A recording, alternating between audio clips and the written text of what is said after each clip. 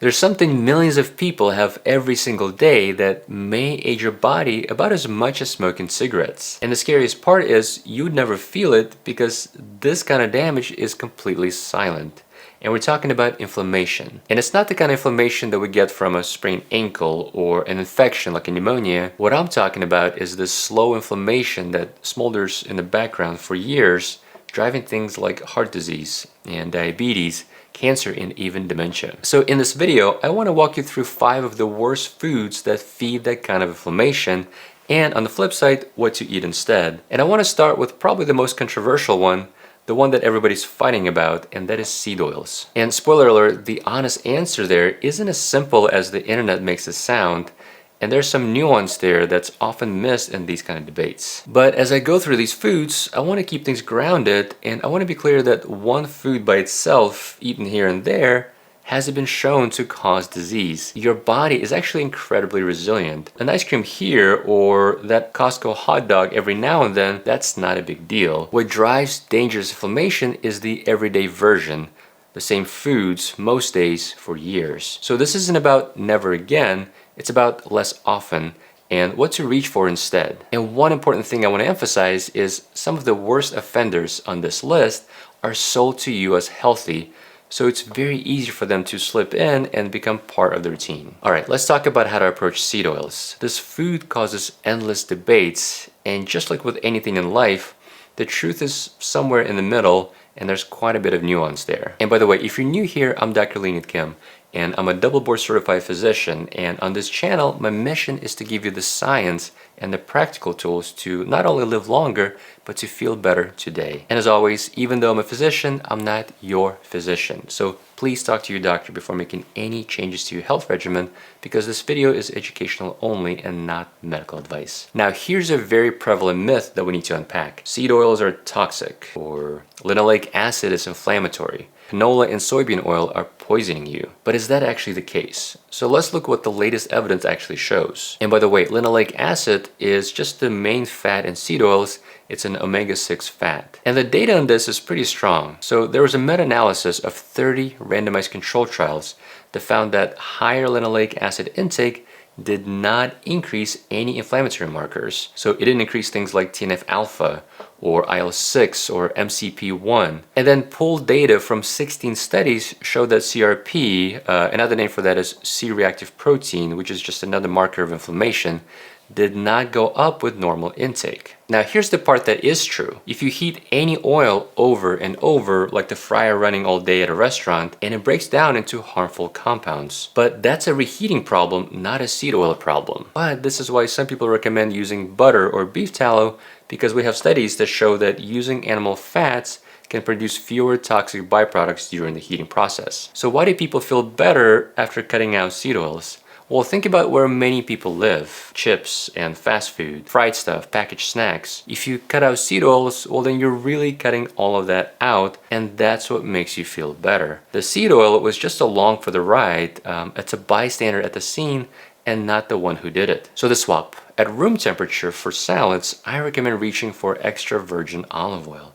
It's rich in polyphenols that support the growth of good bacteria in your gut. And for higher heat cooking, avocado oil or butter hold up pretty well, and ideally we try to limit the deep fried foods whenever we can. And that raises a bigger question, because seed oils often ride inside ultra processed foods, and everybody says you gotta cut those things out. We want to limit our ultra processed food intake. But what does that even mean, and which ones actually matter when it comes to inflammation? And that's food category number 2 that I want to talk about, but we need to get more granular. Because the term ultra-processed food is almost too broad to be useful. It throws a plain tub of yogurt into the same bucket as a gas station donut. So instead of worrying about the label, we need to focus on the ingredients that actually have evidence behind them. And for the gut, there are 2 that really stand out. And unfortunately, they like to hide in the foods that often sound the healthiest. So first is a food additive in some ultra-processed foods called emulsifiers. These additives keep things smooth and creamy so they don't separate. And they go by names like carboxymethylcellulose or CMC, or sometimes it's listed as cellulose gum. And then another problematic one is polysorbate 80 or P80, and they're in a lot of plant milks and creamy dressings and ice cream and sometimes protein bars. So why do researchers even worry about these? Well, the lining of your gut has a thin layer of protective mucus over it, and it's a very important barrier that keeps the trillions of bacteria in your gut from ever crossing into your bloodstream. And emulsifiers are basically detergents, the same kind of molecule that lifts grease off a pan, but in your gut, they can thin that barrier out. And in small human trials, feeding people one of these emulsifiers shifted their gut bacteria and let them creep closer to the wall than they should. And once that wall gets leaky or permeable, pieces of those bacteria called endotoxin slip into your blood and your immune system answers with inflammation. Now this one is still early research and is based mostly on animal studies and small human studies, so I don't want to oversell this, but this signal is real enough that we have to pay attention. So the move here is simple and you don't need to memorize any chemistry, just flip the box over and scan for a couple of names like cellulose gum or carboxymethylcellulose or polysorbate 80 or P80, and know that those things tend to hide in the ultra creamy, long shelf life stuff. And a good rule of thumb is the closer a food looks like to something you could have made in your own kitchen, the fewer of these you'll find. So plain dairy or a simple soy milk that you made at home, or a dressing that's mostly olive oil, or a homemade ice cream that's basically cream, milk, and sugar, or a sugar substitute or sweetener, which we're actually going to talk about in just a little bit, is still better than most things you can buy at the store. And the second additive in the ultra-processed food space is artificial sweeteners, which I just mentioned. And this one is tricky because going sugar-free sounds like the healthy move, and in most cases it is, but it's not all harmless. There was a randomized control trial of 120 people where two of the most common substitutes, sucralose, which is Splenda, and saccharin, changed people's gut bacteria and raised their blood sugar response. 0 calories, yet their blood sugar still went up. Now, an important reframe here so we don't overcorrect, many of these sugar substitutes overall are still better than sugar.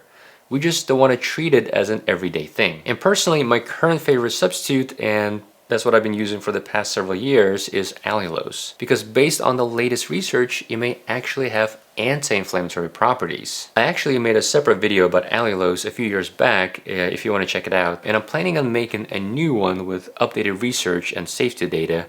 So if you haven't already, subscribe so you stay in the loop. So that covers the sugar-free swaps. Now let's talk about the actual sugar. And food number 3 is actually a drink, and it's sugary drinks. And this is the one that can age your body as much as smoking. And yes, we all know that sugar is bad, but what I want to talk about is the sneaky sugar that can weasel its way in there, especially into the foods that masquerade themselves as healthy. So researchers looked at how a daily sugary drink relates to how fast your cells age. And what they did is they measured telomeres, those little caps on the ends of your DNA that get shorter as you age, kind of like a plastic tip on a shoelace wearing down. And a daily sugar-sweetened soda tracked with about 4.6 years of extra cell aging. The researchers said that that's on par with the effect of smoking, which is a lot for one drink. But it's not just the amount of sugar, it's the absence of fiber that can get us in trouble. So orange juice is promoted as healthy, and most people definitely see it as healthier than a Coke. But once you strip away the pulp and the fiber that you get from eating a whole orange, the sugar in the juice isn't all that different from the sugar in a soda. And the second problem is the speed at which that sugar hits your gut. A lot of it comes in the form of fructose. And unlike glucose, which is the sugar that just about every cell in your body can burn and utilize for energy, fructose mostly has to be handled by your liver. And when fructose trickles in slowly, like after eating a whole orange wrapped in fiber, your liver keeps up just fine. But when fructose floods in fast all at once, like after drinking a big glass of juice or soda or boba tea, your liver gets overwhelmed. So it starts turning that extra sugar into fat, and that whole process drives up inflammation, and it stresses the same gut barrier that we've been talking about. And the reason I talk about this in so many of my videos is because a lot of them are sold as healthy alternatives. Cold pressed juice, smoothies, kombucha, sports drinks, or bottled iced teas, or bottled green tea.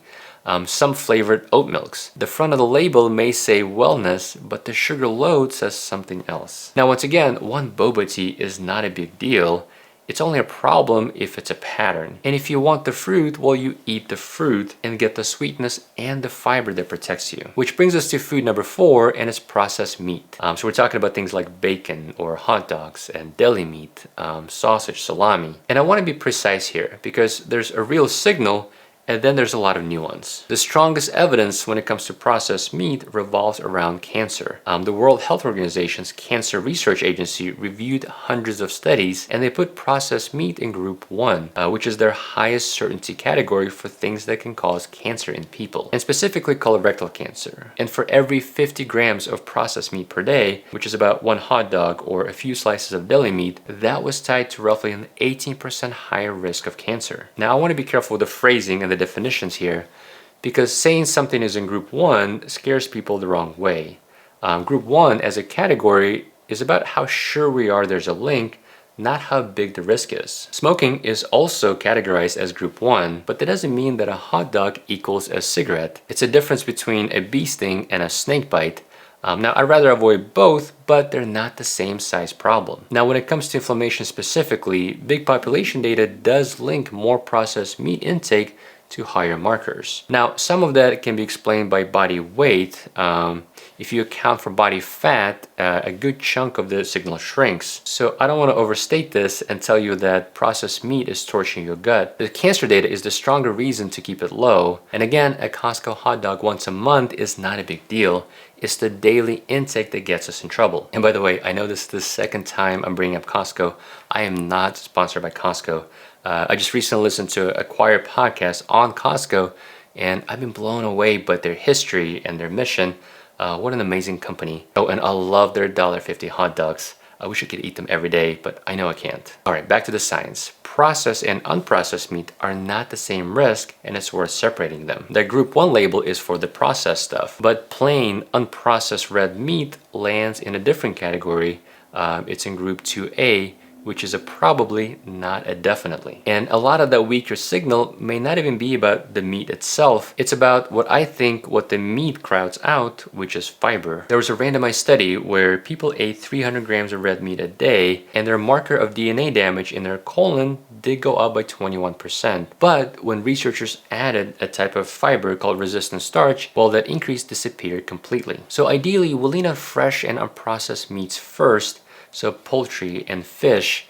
And if you do reach for red meat, we want to keep it as unprocessed as possible, and we want to pair with fiber. Just that one habit changes the whole picture. And that brings us to the last one. Food number 5 is alcohol. And this is the one that people are most convinced is actually good for them. How many times have you heard a daily glass of wine is good for the heart? It's even part of the Mediterranean diet, so it must be fine, right? Well, it's not as straightforward. So the largest analysis of alcohol and health ever done, published in The Lancet, looked across 195 countries. And their conclusion, in their own words, was that the amount of alcohol best for your own health is 0. Now, why do we believe the wine thing for so long? Well, a lot of the older studies compared drinkers to non-drinkers.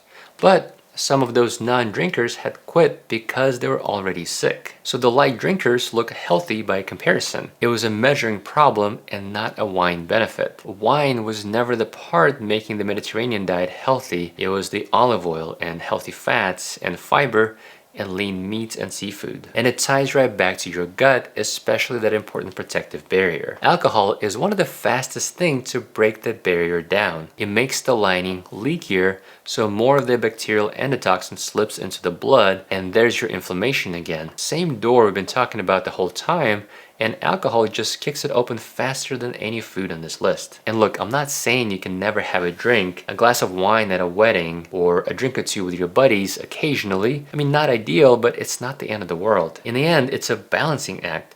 But what I want to emphasize is to let go of this idea that alcohol is helping you. So if we step back and look at what all 5 of these have in common, seed oils riding inside fried junk and fast food, emulsifiers and sweeteners tucked into healthy packaged foods, sugary drinks, and processed meat, alcohol, almost every one comes down to the same story. They wear down that gut barrier and let the fire keep smoldering. So the pattern that we see over and over in our modern food environment is taking real food and stripping out the fiber, concentrating the sugar, adding sweeteners, and making it incredibly easy to overeat. And then a lot of companies put health buzzwords on the packaging like high protein or no added sugar, so it feels healthier than it really is. But real food comes with built-in breaks. Processed food takes those breaks away. But I also don't want to leave you with a list of things to avoid, because it's just as important to add the right things instead. So we want to start with a wide variety of soluble and insoluble fiber from foods like beans and lentils and your favorite vegetables. And that will feed the beneficial bacteria in your gut. But one quick heads up though, if you're increasing fiber, we want to do it gradually and drink plenty of water, because otherwise it may cause a lot of GI distress if we go too fast. And then we want to add fermented foods, things like kefir and kimchi and sauerkraut and miso, which will help reseed and increase the variety of the good bacteria that you want. And ideally we want to eat fatty fish, if you eat seafood, at least once or twice a week. And top it all off with extra virgin olive oil. Just look for one in a dark bottle with the harvest date on it. The dark bottle protects olive oil from UV light, because otherwise it can degrade pretty fast and lose its healthy antioxidants. And olive oil is not shelf stable. It actually behaves more like fresh juice. So you want to consume it within at least 18 months from harvest, and the earlier the better. And over time, that's what helps your gut, and it will help you bring down the inflammation and put out that smoldering fire. All right, I hope this was helpful. Stay healthy, and I'll see you in the next one.